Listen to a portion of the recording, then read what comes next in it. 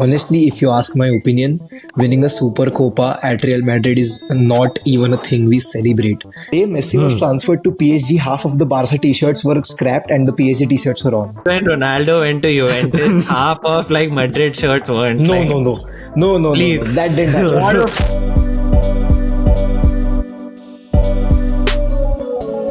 Hello and welcome to the Back 4 podcast, and today we have a special episode where we will be talking about the El Clásico, which just happened in Saudi. It was the Supercopa final. We're going to be talking a little bit about La Liga versus the Premier League, and also be talking about the FIFA Best Awards, which just recently happened. We're going to start with Ayush. Bro, did you enjoy the game? Another trophy in the bag? Honestly, if you ask my opinion, winning a Supercopa at Real Madrid is not even a thing we celebrate. It's just a stepping stone onto the big things. The big things are La Liga and the Champions League being the most decorated competitions. And yeah, I was not expecting Barca to be so good. They conceded 3 in the first half itself. I thought it was going to be a tough game, but yeah, it was a really good game. Vinicius Jr. told the world why he is Vinicius Jr. and it sums it all. Yeah, it was actually an interesting game. Madrid scored pretty early, 2 goals in the first 10 minutes. Barca's defense was just shell-shocked. Vinicius and Rodrigo making those runs in empty spaces was quite lethal as to how Real Madrid play. A lot of inconsistencies, man, with Barcelona this season. But I mean, is there an explanation? Because there is injuries, things are happening. Madrid are playing really well. So do you think there's over-criticism? Yeah, but I think also Xavi doesn't have the player profiles that he needs to play the kind of game that he intends to play. Even in this game, if you look at the stats, the scoreline and the stats are really different from each other. If you look at the stats, I think shots on target are not that far off from each other. I think Madrid's got 9 and Barca's got 7. They've got more possession. So I think the midfield is playing good for Barca. When it comes to the attack, they could be more clinical. But at the same time, of course, Lewandowski had an insane goal in that game. Their defense really let them down. If you look at Madrid's goals, as you were saying earlier, they were totally shocked. And everything happened one after the other in a very short span of time. So I think it's very clear where Barca is weak right now. It's their defense, so they need to get more players in. I don't think they can it's a fixable issue, but I don't think they can fix it without bringing in more players. So, I just want to add some point here. No. I partially agree. But Prayag, do you know why Barca lost yesterday? Why? What went wrong? No, both the first 2 goals, right, by Vinicius. I think the first goal, I think you can just chalk it off to a lapse of concentration. By Iñaki, yeah. The second goal, I think that's totally on Koundé. You can, if you look at the replay, right? I mean, Vinicius knew he could read what was going to happen, and I think it's not like there was a ruse or something that they were trying to pass it somewhere else. It was very clear he was going to give the through ball to Vinicius, and Koundé totally misread it. That's why. So, not putting you off, but these are the technical parts of the game. See, what I think from my perspective, I found out that when you take out Gavi from Barcelona's team, that team literally has not a single person who is ready to give his life on the pitch. We have Valverde, we have Vinicius, we have Camavinga, even Bellingham, even Nacho. Nacho Fernandez is the most slept-on player Real Madrid has ever had. He's the most underrated player. He is giving defensive masterclasses performance when he's called up. So I don't think Barcelona has anyone of that character who is willingly coming and just giving his whole life on the pitch. Apart from Gavi, the first Clásico in La Liga we saw, only that man was giving his 110%. Rest all were sleeping. That's not actually a technical thing, and I think so. The character is not there in the team. No, but the equation totally changes when you concede 2 goals in the first 10 minutes, right? Exactly. It's a little different. If it was Real Madrid conceding 2 goals, this picture would have been different. It's also a matter of the mental strength. I mean, it's not like these guys are not willing to give it all. I'm sure, but I think they weren't mentally strong to be in that state of mind even after conceding 2 goals. This is football, right? You're playing at the highest level. You should be mentally strong enough to pull off a comeback in the second half. I mean, if you look at United and stuff, you've seen a scenario where over like multiple games, you have players who are not really giving it all. If you look at with players like Anthony in United, it's a different thing. I wouldn't say it's the same thing here. I think most of these players, it's just that they were totally taken aback by what happened. It was totally unexpected. And it does happen in football, even with good teams. It's not like we haven't seen this before.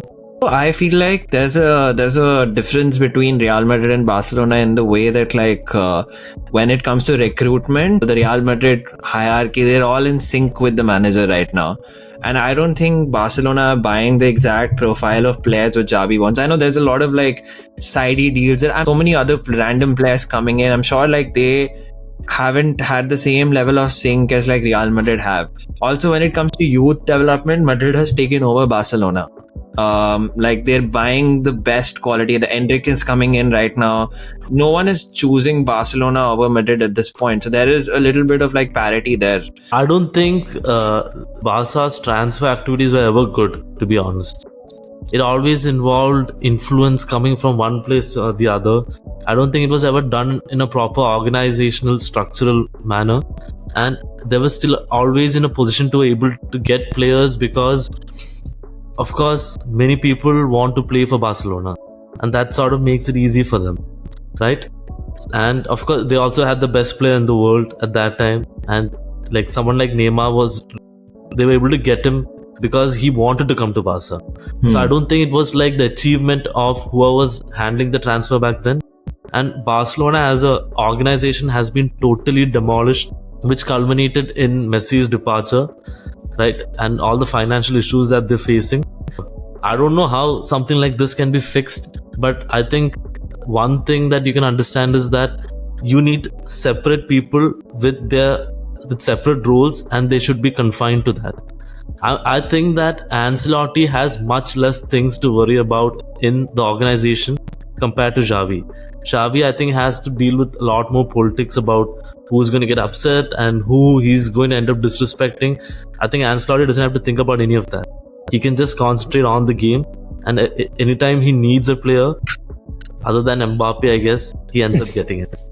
Do you agree with that? Does Real Madrid have a better pull than Barcelona right now? Real Madrid has the best pull in the whole wide world. There's no second thought to that. Take the example of Arda Güler. He was about to sign the contract. Then came Real Madrid knocking on the door. He's like, fuck Barca, I'm going to Madrid. So, the thing is, Perez is like a dictator basically. Exactly. In a good way. And he knows how to do business. He's been getting very low interest loans from Spanish national banks and all that. But whatever, that's his achievement. I'm not complaining. I'm saying, okay, that's his achievement. So it looks like when it comes to football, that's the kind of management you need to win. You need to have a dictator style thing where you need to have somebody at the top which nobody questions, who doesn't have to worry about playing politics to stay on top. He's already on top. He knows he's going to be on top, so he can concentrate on other things. He concentrates on being on top. No, he's already on top. He knows he's not going to lose his job. Yeah. So he can concentrate on actually winning the games on the ground. In Barca, the president, he's always, okay, the elections are coming, blah, blah, I have to do this, I have to do that. And then finally he's like, oh, I forgot about the transfer thing. So, but Perez has a little bit of a stain on his, reputation right now because of ESL. So, want to know your thoughts, Madrid boys, on ESL, and why is your president pushing this absolute random competition which will have no history bearing, nothing? And do you agree with him? Let's not pretend like ESL did not start with throwing everyone off and just having a 12-team competition. They started with that, right? They started with just being a 12-team tournament. So now they're like, okay, we need to improve our PR a little bit more. PR has to be improved just a little bit more. So there are swings and roundabouts. I feel like, do you not think Ayush, this is a money grab? No. See, what I feel is Perez is just trying to generate more revenue out of football. at the end of the day, he's a businessman, right? For La Liga. For La Liga. That's where you're wrong. First of all, Perez is a fucking snake. He's not trying to generate more business out of football. He's trying to make sure that Madrid is getting more revenue than they can. Because Exactly. with the current To buy situation, Mbappe. with the current situation, what's happening is that Madrid is not getting enough money. No matter how much ever they do, because the fact of the matter is, first of all, I think they don't have that level of support worldwide. I think it's mostly plastic fans or whatever. They don't really have that support. They're not getting that revenue, and he's coming up with something else so that he has set the revenue flows where it benefits a team like Madrid. He knows that as you go more and more into the future, revenue will go away more and more. Like the percentage of revenue that Madrid has among the top teams in Europe is going to become less and less, and I think it's going to be more for the English clubs, and he's not liking it. He's not liking the combination of the Premier League. The power shift. So he's the power, and the power is shifting because a lot of reasons. One of it being Spanish economy is shit, and among other reasons. So he's coming up with this thing. As a Barca fan, the added revenue would be nice, but Perez is a fucking snake. And I wouldn't believe whatever he's going to start. Like, I know he's going to do something that will come back to bite us in the ass in the future. Okay. So, I'm not going to blindly support him. But, money is money. And, we like money. We like good players in the transfer window. So, everyone needs money always. No. we need money a little more. The most. Than you guys at this point of time. But, things change in 5-10 years, It's not a big deal. No. It's been happening way before the Saudi thing came into the equation. And in fact, PL themselves have not actually built any relation with Saudis. It's the La Liga who was, playing their league games. With the more people are watching it. More people are watching the Premier League. They have more broadcasting revenue. So that is the market. It's all about the market share and the TV revenue, right? And also about the US, probably the footballing economy coming right now, and they're obviously gonna be more. But I think we'll go into that discussion about the La Liga. I think later on, right, Neerav? Yeah. I do see few things about something Prayag said. So Prayag said that Madrid has toxic fans, like something like that. No. Plastic fans. Glory hunters. Yeah, glory hunters. Yeah. So I just want to tell you that at least we have some glory to hunt. No, I mean, what did let's listen to you. What did Barcelona achieve? This is not the first time that sentence has been used in this world. Exactly. It's a very So it's not like I'm like, oh wow. It's like we are bragging about already what we have achieved, and there is nothing wrong about it. Tell me what has Barca achieved after 2015 Champions League treble? What have they done in the world football? So can I also draw lines? Like what did do between 2006 and 2014? They were preparing to win the three-peat of Champions League. Huh? They were preparing themselves to three-peat the Champions League. So whatever, we can always, all of us can draw lines, and be like, hey, what was your team specifically before this? I mean, what the hell? what you playing? And I mean, talking about the plastic fans. The same. No. Just about the plastic fans. The day Messi was transferred to PSG, half of the Barca t-shirts were scrapped and the PSG t-shirts were on. That happened. Let's not pretend that when Ronaldo went to Juventus, half of Madrid shirts weren't. No. Please. That didn't happen. Please. No. Ronaldo. No, Ayush said so. So obviously different. Coming from a core Madrid fan, a team is always greater than a player. Of course, I felt very sad. I cried that day. I'm talking it on camera. I cried that day. But that doesn't mean it's a scrap of the Madrid t-shirt, yeah. But lots did probably. Lot of people were connected to same way. Messi and Ronaldo had the same external fan base in Barca and Madrid, and when they left, a lot of people left with them, and a lot of Al Nassr fans are there now. Al Nassr fans, ex Madrid fans. And who are Messi fans, they also learn to love Barca. But Ronaldo being a toxic person, the kind of person where when goes, instead of passing to Ronaldo, instead of celebrating with the rest of the team, like, oh yeah, my team scored, he would get pissed off, and Ronaldo fans would get pissed off. That's the kind of toxic culture that Ronaldo got. So that most of his fans, right, actually fucked off. I'm just saying it on camera. We Madrid fans are the worst fan bases, one of the worst fan bases in the world. I completely agree with that statement. We Madrid fans are one of the worst fan bases in the world. You earned it, huh? That's what you're saying. Yeah. Based on what? Like, so whenever from your perspective? Yeah, based on perspective, whenever a is performing, we are like, yeah, he's the one, and he has one bad game, then everything he does is bad. Based on that one bad game. Even if he scores a hat-trick in the next game. I mean, that's a lot of fan bases. Reactionary people are there. But yeah, Madrid expectations are high because you've seen like a lot of glory. Men's Player Award has gone to Leo Messi. Best Coach Award has gone to Guardiola. Madruga has won the Puskas Award for the overhead kick. Edison wins the Best Men's Goalkeeper, deserved, I think. And yeah, that's pretty much the most important ones. And then we have a World 11 where the goalkeeper is Thibaut Courtois. It's a 3-4 formation, which is very interesting. Thibaut Courtois is like the goalkeeper, three at the back, right? and Three all at the back, Man City DBs, and three midfielders with again two Man City midfielders coming in, Silva and De Bruyne, and Jude Bellingham coming in. 4 forwards with Erling Haaland, Kylian Mbappe as main forwards, Vinicius and Leo Messi as the wingers. Like, get the elephant out of the room here. What is Leo Messi doing in the World 11, and how and why did he win the FIFA Best Players Award?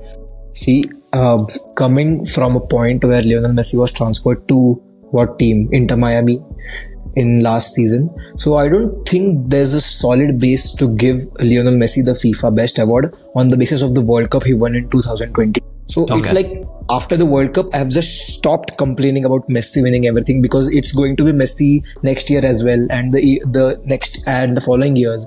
Even when he retires, he's going to get a Ballon d'Or for the best retirement ever. I'm just give everything to Messi. We don't care right now. Who's deciding this? The players, right? The players, they vote. Yeah. So these are the same players and coaches your teammates also play with. I think some of it might also include former Madrid people. Whatever. So why did they vote for Messi then? God knows. So TK, let's no reason. No reason exactly. So on what basis do you think Messi deserved the FIFA Best Award? You tell me. It's not about deserve. It's about the fact that all these people think he's the best in the world. But TK, he's the best in the world. But I didn't say anything. I just said they think he's the best in the world, and so they were like, give it to him. Okay. Here's my logic, behind this, Ayush, if you want to debate this. Leo Messi, for a lot of people, let's say 70% of the people in the world, is the best football player ever, right? That's the fact, right?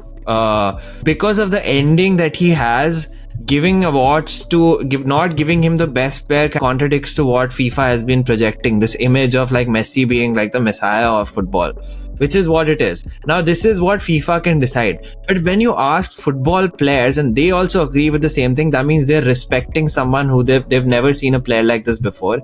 So if I have to tell you who voted for Messi as like the club captains, national team captains, Kylian Mbappe voted for him. Mo Salah, Luka Modric, Harry Kane, Virgil van Dijk, Robert Lewandowski, Donnarumma, Son, Pulisic, Federico Valverde, Romelu Lukaku, Andrew Robertson, Falcao, and Granit Xhaka. These are the players who voted for Messi. So there has to be a certain respect that they're trying to give him, and that is the reason why he's winning these awards. So yeah, like if you are going to give him a tribute, then just arrange a tribute ceremony, na? Why do give this all undeserving awards to it's not like organized, right? It's not like all these guys are sitting together and be like, okay, we will give it to him. People asked him, they said Messi. It's Messi's on everyone's mind. Because these football players... What did he do wrong? Or these football players, the sport that you love so much, yeah. Exactly. These football players, what? Just listen to me. These football players are so busy playing the football, they don't have time to read the stats. No, they don't, whatever, but they see Messi playing, they're like, okay, this guy is the best.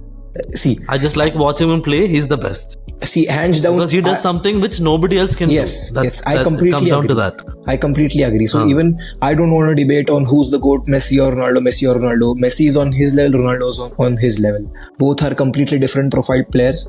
Both are great. So that debate is not even there. So coming from a Madrid fan, we are always going to question why.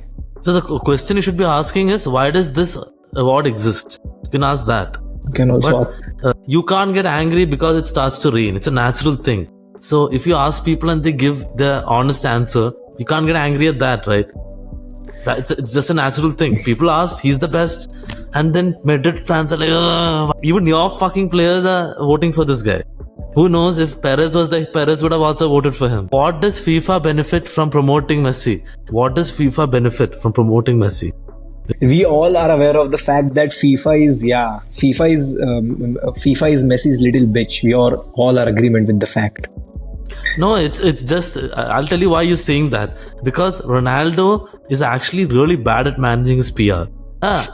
He is very good at managing his PR when it comes to his sales and everything.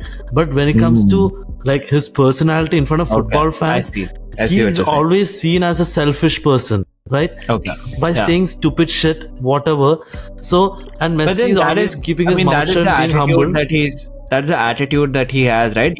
Yeah, so that is the attitude. So it's not like anybody's promoting Messi and putting Ronaldo down. Ronaldo is doing his thing.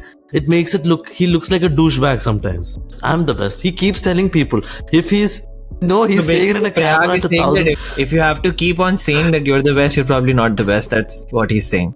No, forget about that. Okay, if you go around telling people you're the best, don't be surprised when the voting time comes. Most players and coaches and journalists around the world don't vote for you, and don't complain that FIFA is trying to put me down. Who the fuck asked you to like talk like this, like a fucking little teenage girl? My God. Is my logic not right? What I said makes sense. I don't think your logic is right, bro. One thing all of us can agree on the fact that the Messi in this team 11 and the best player of the year is based out of PR and based out of his respect towards him and not really footballing. Because of popularity. That's it. It's just because of popularity. It is a popularity. But that is not like malicious intent from Messi's side or from FIFA or anything. It's just because, first of all, Messi doesn't know English, so he keeps his mouth shut most of the time. He doesn't end up saying stuff, and he's a shy guy, so he seems very humble. Okay, fine, whatever. And Ronaldo's case, whatever happened in the past, I mean, Ronaldo could also like maybe control his mouth. What the fuck was happening with him and Portugal in the World Cup? What the fuck was that? He looked like such a fucking baby. That was not required. He is only tarnishing his own legacy. I'm down. These are all valid points.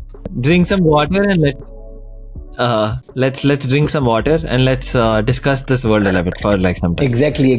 So I didn't want to get back into Ronaldo Messi debate, so I'm like, let this air cool off. Okay. Calm down.